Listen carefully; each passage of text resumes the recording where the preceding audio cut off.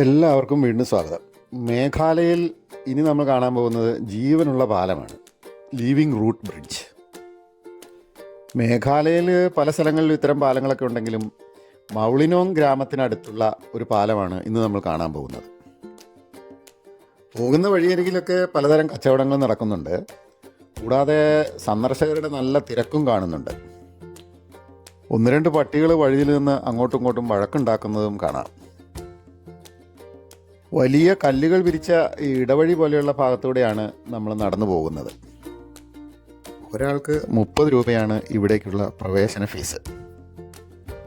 പണ്ടുകാലത്ത് ഗ്രാമത്തിലൂടെ മഴക്കാലത്ത് നിറഞ്ഞൊഴുകുന്ന നദി കടന്നു പോകുവാൻ മറ്റു മാർഗങ്ങളില്ലാത്തതിനാൽ ഇന്നാട്ടുകാർ നിർമ്മിച്ച ചെറിയ മരപ്പാലങ്ങളായിരുന്നു ഇവയൊക്കെ.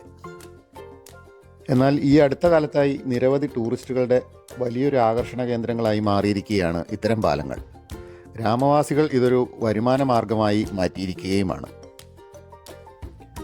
നമ്മുടെ നാട്ടിലൊക്കെ കാണുന്ന ആൽമരത്തിൻ്റെ വർഗത്തിൽപ്പെട്ട മരങ്ങളുടെ വേരുകൾ പ്രത്യേക രീതിയിൽ നദിക്ക് കുറുകെ വളർത്തിയെടുത്താണ് ഈ പാലങ്ങൾ നിർമ്മിക്കുന്നത്. വർഷങ്ങളുടെ അധ്വാനഫലമാണ് ഇത്തരം പാലങ്ങൾ. 50 മീറ്റർ വരെ നീളത്തിലും 1.5 മീറ്റർ വരെ വീതിയിലും ഇരട്ട നിലകളിലുമായിട്ടുള്ള പല പാലങ്ങൾ മേഘാലയയിൽ പല സ്ഥലത്തും ഉണ്ട്. 100 കണക്കിന് വർഷത്തെ ആയുസ്സുള്ള മരങ്ങളാണ് ഇത്തരം മരങ്ങളെന്നതിനാൽ വർഷങ്ങൾ കഴിയുന്തോറും പാലത്തിൻ്റെ ബലം ഏറി വരികയാണ് ചെയ്യുന്നത്. ഇന്നാട്ടിലെ ഖാസി വിഭാഗത്തിൽപ്പെടുന്ന ആളുകളാണ് ഇത്തരം പാലങ്ങൾ നിർമ്മിക്കുന്നത്. വർഷങ്ങളുടെ പരിശ്രമം ഇതിൻ്റെ നിർമ്മാണത്തിന് ആവശ്യവുമാണ്. നദിയുടെ വീതി കുറഞ്ഞ ഭാഗത്ത് ഇരുകരകളിലും ഇത്തരം മരങ്ങൾ നട്ടു വളർത്തുകയാണ് ആദ്യപടി. പിന്നീട് ഇവയുടെ ഇടയിലായി നദിക്ക് കുറുകെ മുള, മരം എന്നിവയൊക്കെ ഉപയോഗിച്ച് വീതി കുറഞ്ഞ പാലം നിർമ്മിക്കും.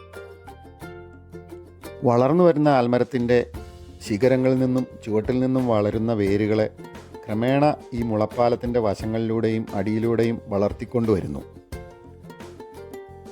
വേരുകൾ പരസ്പരം മെടഞ്ഞും കൂട്ടിയോജിപ്പിച്ചും പാലത്തെ ബലപ്പെടുത്തിയാണ് വളരാൻ അനുവദിക്കുന്നത്.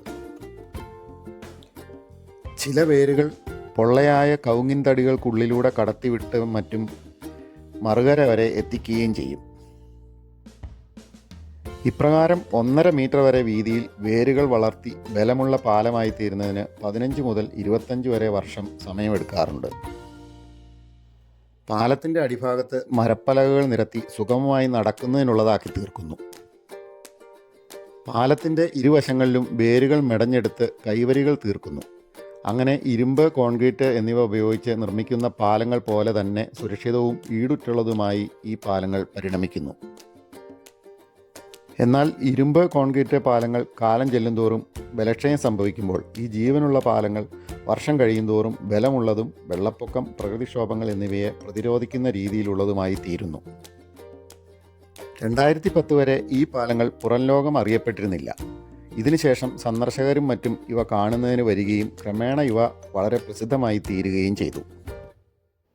2017 ഗവേഷകർ ഇത്തരം 75-ലധികം പാലങ്ങൾ കണ്ടെത്തി രേഖപ്പെടുത്തിയിട്ടുണ്ട്. ഇതിൽ 200 വർഷം വരെ പഴക്കമുള്ളവയും ഉൾപ്പെടുന്നു. കൗതുകകരമായ ലിവിങ് റൂട്ട് ബ്രിഡ്ജിൻ്റെ കാഴ്ചകൾക്ക് ശേഷം പുതിയ വീഡിയോകളുമായി വീണ്ടും കാണാം. അതുവരേക്കും എല്ലാവർക്കും ഗുഡ് ബൈ.